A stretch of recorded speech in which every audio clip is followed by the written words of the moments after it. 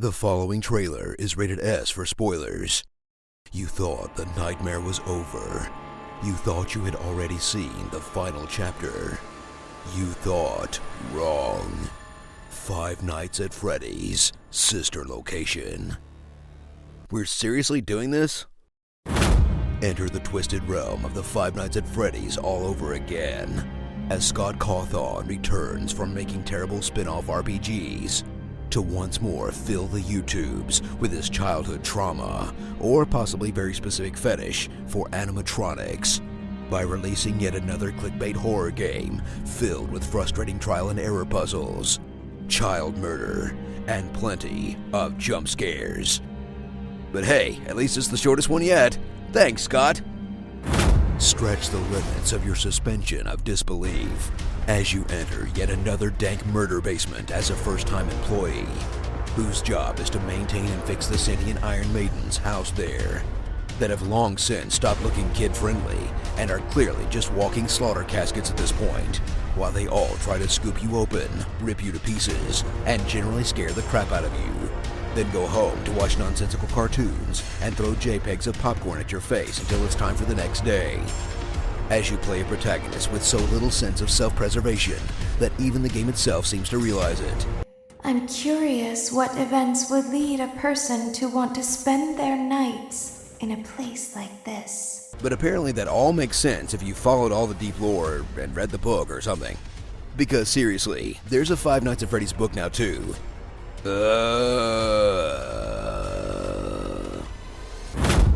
Play the game that fans are praising as revolutionizing the Freddy series, because the entire game doesn't take place in a single room for once.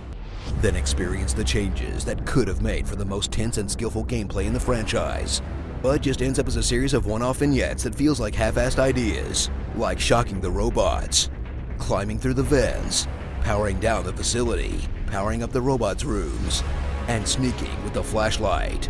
Then instead of bringing it all together into a full experience at the end, the game just takes you through once, and then dumps you into the bad ending where you're worn like a flesh suit. Innovation! Then once you've played through the game, get ready for the real bullshit to start, as you run headlong into Sinister Location's secret ending grind, which will have you killing yourself over and over to get a random minigame, to unlock a hidden door, behind which you'll find your reward, the exact same gameplay as the last 4 Freddy's games, that you'll force your way through just to see the 15-second ending so you can post about it on lore forums, or just give up and watch Markiplier play through it like the rest of us did. Congratulations, we're all idiots.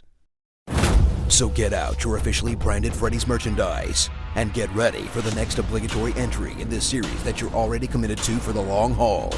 Because Cawthon's gonna pump these things out until jump scares stop working, which is never gonna every single time. Starring Murder's Prower, Black Swan, those posing statues from art class, Faceless Freddy, Triumph the Jump Scare Bear, why would you ever make a horrifying robot baby, and happy entrails to you. 5 Games at Freddy's, YouTube sensation. You know, I'd ask about the time period stuff and all the AI and whatnot, but honestly, I've totally given up at this point. At least this one was sort of funny. Thank you for selecting Casual Bongos.